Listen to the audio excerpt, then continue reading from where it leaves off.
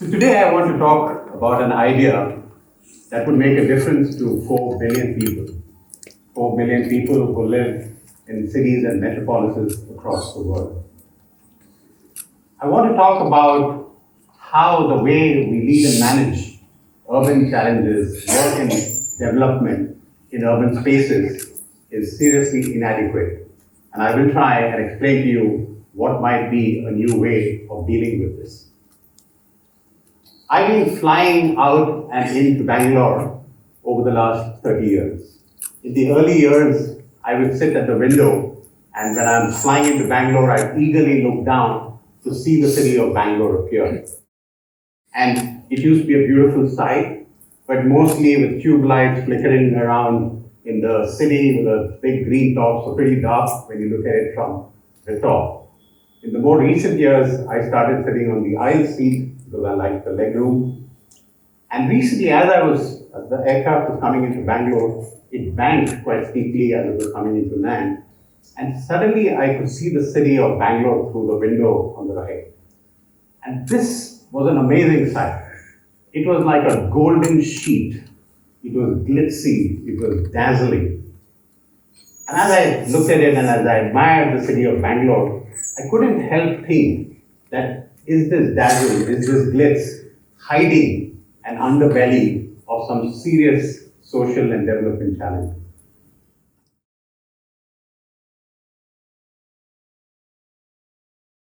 Urban challenges are seriously paradoxical.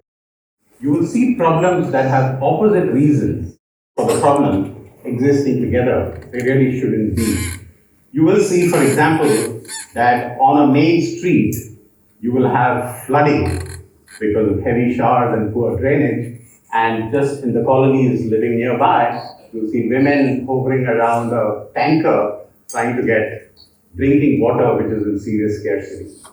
You might see a digital explosion in a city, while on the other side, you see a whole lot of people who don't have access to any device that can access this whole digital opportunity. You will see towers and mansions and penthouses being built in the cities across the world. And you'll also see, just very nearby, the migrant workers who are building these constructions really don't have an identity and are lost in the city. Urban spaces are very complex. They are super complex systems which contain super complex systems. The challenges that we try to deal with in urban landscapes are very complex. They're very intersectional. They're very layered. And it's very difficult to sort of problematize and solve these problems. And hence, what you find is that time and time again, a lot of investment, time and effort goes into solving these seriously complex urban issues, but we seem to be failing perennially. Whether it is the pollution and air quality in a city like Delhi in the winter, whether it is the flooding in the monsoons in Bombay, or the traffic that we see throughout the year in a city like Bangalore, we are perennially failing to solve these problems.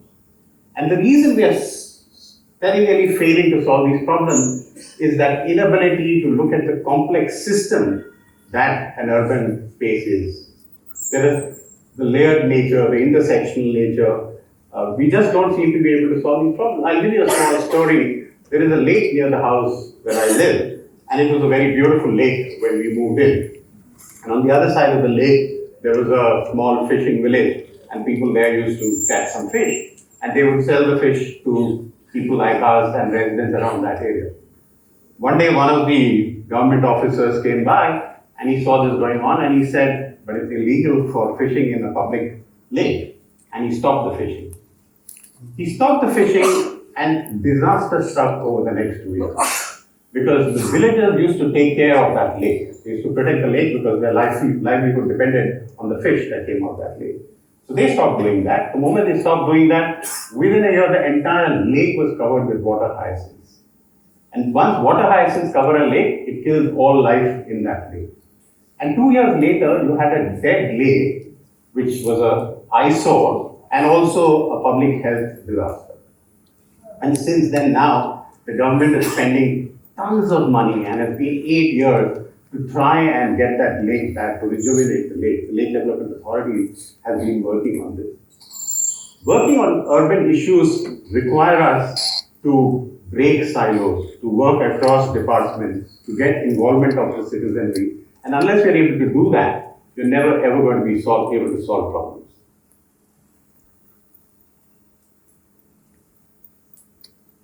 There is this very comforting thought that if you have very good policies and if you have enough money, adequate money, you will have impact. And this has been proven wrong time and time again, because one could argue that India has some of the best policies that you can imagine. It probably has adequate funding as years are going by, but we are not seeing the problems getting solved. The problems are racing much faster than the solutions are able to keep up with.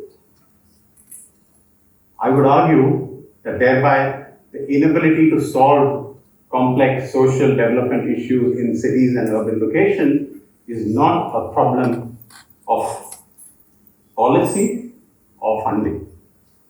I would like to submit to this audience that it is a failure of management. It's a failure of how you manage the implementation of a lot of these development projects that you're trying to work in the cities. And this failure is very stark. It's not in a corporate way. In a corporate way, that's a very different idea of what it means to be a failure of management. Here it's the inability to deal and work with complex systems. It's the inability to bring together very diverse sort of people. What you will notice when you're trying to work on problems in cities is that there is a lack of any unique identity or a unique characteristic. While you're working on rural issues, broadly you will have some limits to the diversity of languages or the diversity of religions or the diversity of income. Whereas cities are incredibly diverse. There is so many languages that are spoken, there are so many religions, there are so many aspirations. Today we have Gen Z, Gen X. The generations are changing within like 5 and 10 years. So you have complex aspirations that live in the city. And if you don't know how to manage all these complexity, bring all the interconnectedness, learn how to break the silos of departments, you will never be able to solve. And this is a failure of management. Solving urban issues, I believe, should begin with reimagining urban development management. That is, how do you manage development in urban locations? And this requires a lot of quality. I would like to talk you through what do I mean by urban development management. At a functional level, there are several qualities that one would need to have if you want to be successful and succeed as an urban development management professional. At a first level, I would say that you need some functional qualities which are across knowledge and skills. You first need to understand society. Any city is made out of its people. The problem exists with the people.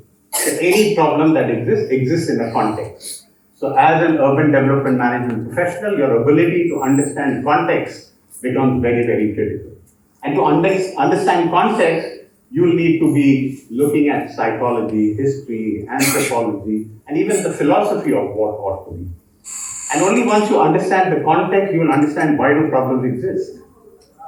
Why are problems not getting solved? How are these problems connected to each other? At a second level, once you are able to understand the complex nature of society, you have to know how to design interventions. As an example, if you want to work on, let's say, primary school education in a city like Bangalore, you will start by saying, oh my God, this is so complex. There are millions of children, there are several lakhs of teachers, you need infrastructure, you need board, you need parent-teacher meetings, you need ward committees. It's such a complex space. And then very quickly you realize that that's actually only the tip of the iceberg. Because malnutrition affects education, gender affects education, domestic violence affects education. And during the harvest season, a lot of migrant workers who come here will take their children back to their villages for harvesting. So even harvest seasons will affect education. So how do you then come up with an intervention to improve school education?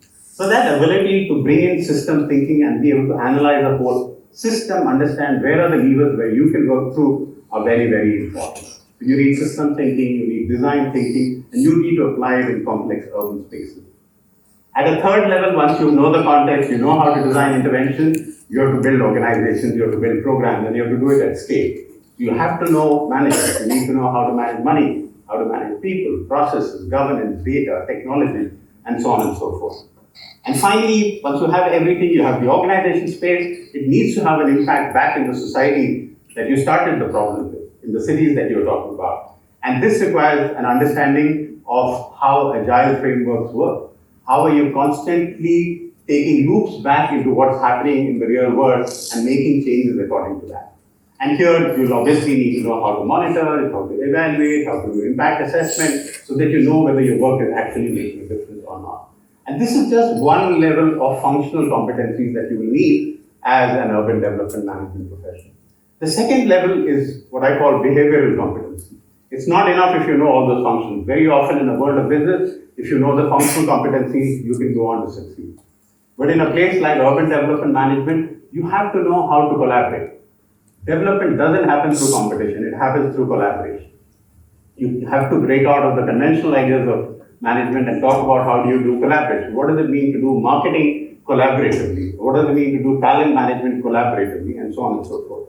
You need to understand how do you get participation, because the city is made of its people and very diverse people. So what is the process by which you get people to participate in the management of urban development? And this also must ensure inclusivity. So we cannot have success of one problem while you create a different problem.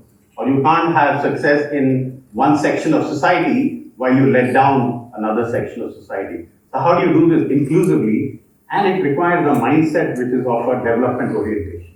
You have to think long term, you have to think short term. You have to think of what is a shared idea of a city that the citizens of that city aspire for. And you should again bring a lot of adaptiveness and grit and resilience. Because grit and resilience is what that will take you through, because no problem is going to be solved in 1 quarter or 1 year or even in a 5-year plan. Some of these problems take a long term to work. So these are all behavioral competencies urban development management professional will need.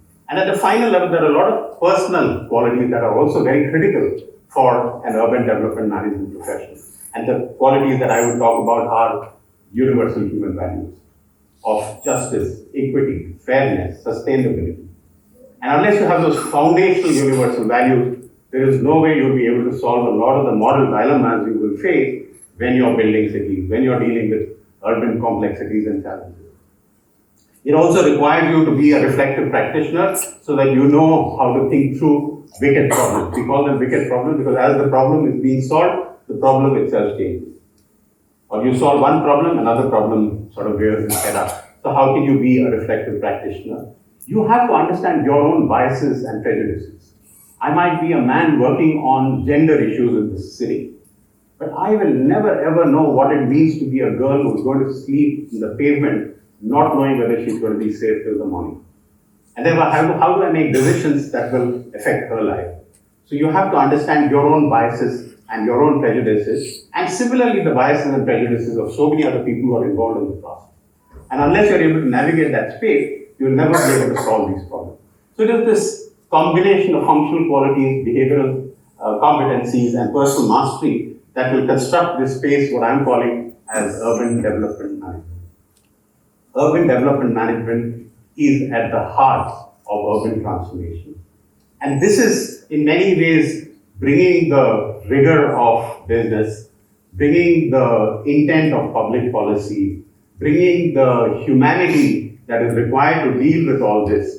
And it's a combination of so many things. It's a combination of so many disciplines that will translate into what I believe are future urban development management professionals. Today is a very critical moment in the history of this country because we are growing at about 6.5%, 7%. Today there was a last quarter data of 8.2% growth on economic, on GDP. And if India continues to grow at that rate, today we are a $4.5 trillion economy. It will be close to a $25 trillion economy by 2047, which is just 22 years away from today.